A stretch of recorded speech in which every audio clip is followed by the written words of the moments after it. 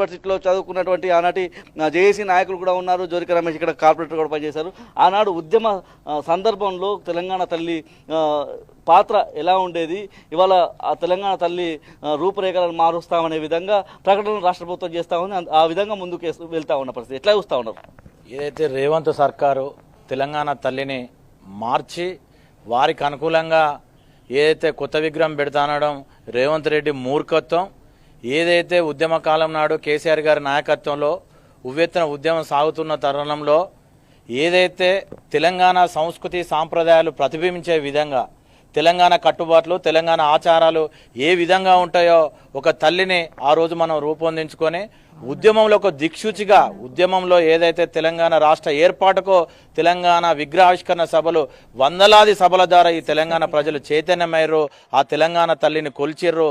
ముందుగా తెలంగాణ ఉద్యమంలో ఆ తల్లికి దండలేసి తెలంగాణ ఉద్యమంలో ముందు వరుసలో ఉన్నారు. ఇంత సిగ్గుచేటైన విషయం ఏంటంటే రేవంత్ రెడ్డి సంవత్సర కాలంలో గత 10 సంవత్సరాలలో ఉన్నటువంటి గత ప్రభుత్వం ఏదైతే గత ముఖ్యమంత్రి కేసీఆర్ గారి ఆనవాళ్ళు లేకుండా ఏదే రేవంత్ రెడ్డి చరిత్ర సృష్టించుకోవాలని చెప్పేసి ఏదో కలలుగంటూ ఉన్నటువంటి స్కీములకు పేర్లు మారుస్తూ రాజముద్రలో పేర్లు మారుస్తూ శాంతియుతంగా ఉన్నటువంటి తెలంగాణలో అలజడిలు రేపుతూ తెలంగాణ తల్లిని ఏదైతే రూపురేఖలు మార్చాలని చెప్పి చూస్తూ ఉన్నాడు.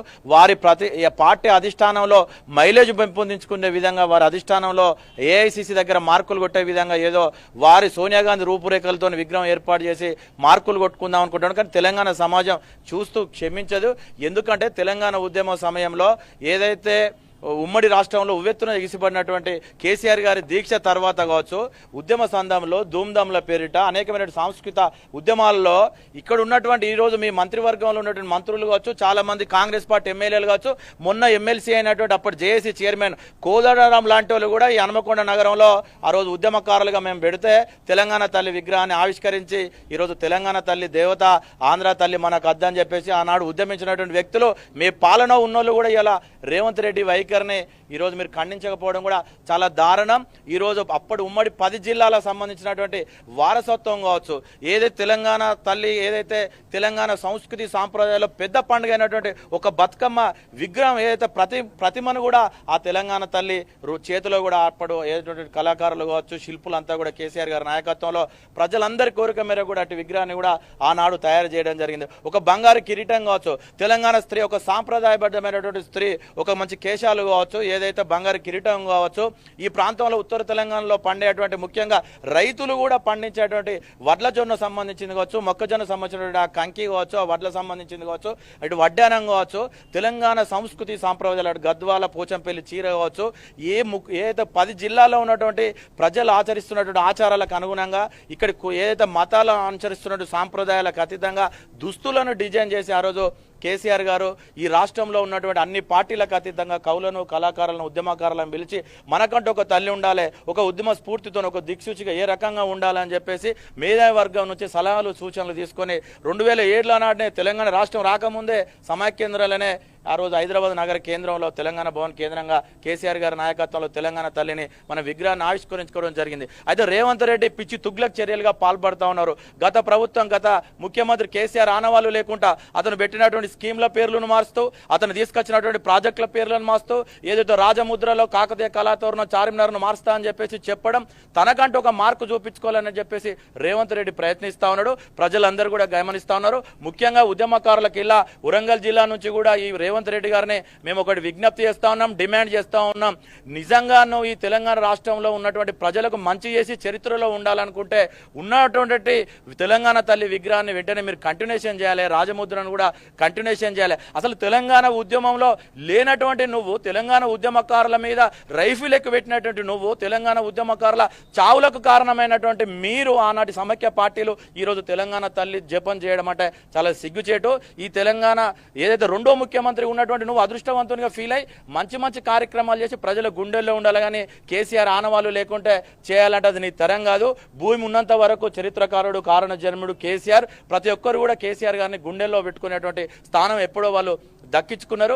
ఏది ఏమైనా కూడా నువ్వు తెలంగాణ తల్లిని కనుక రూపురేఖలు మార్చి నువ్వు అక్కడ కనుక ప్రారంభిస్తే నీ ప్రభుత్వం అయిపోయినాక ఇంకొక గవర్నమెంట్ వస్తుంది.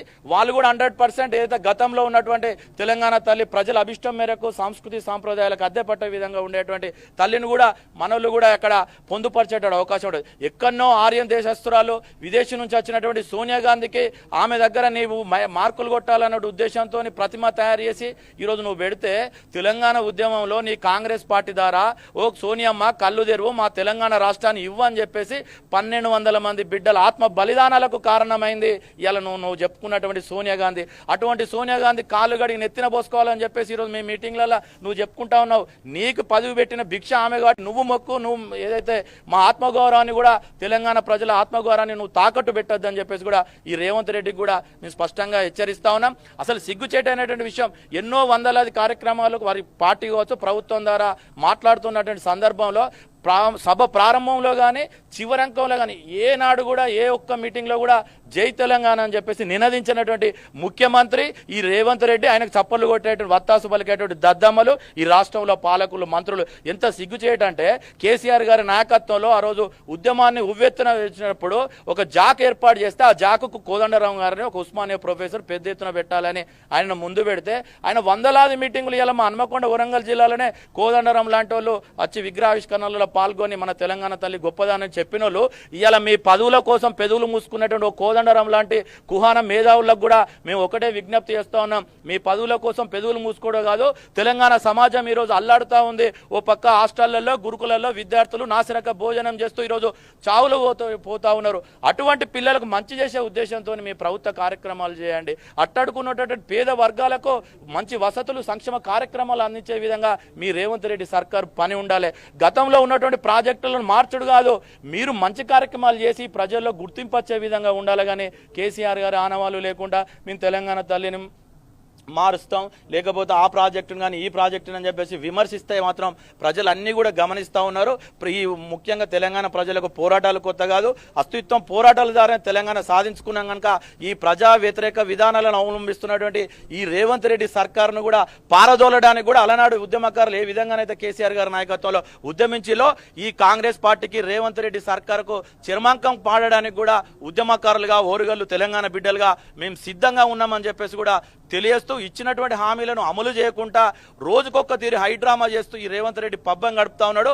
సంవత్సరం చూసినా మా అధినాయకుడు కేసీఆర్ గారు కూడా ఓపిక, మనకు టైం అవసరం, వాళ్ళు పథకాలు అమలు చేయాలి, మీరు ఆగండి అంటే మేము అందరం కూడా మా నాయకులు చెప్తే ఓపిక పడ్డాం.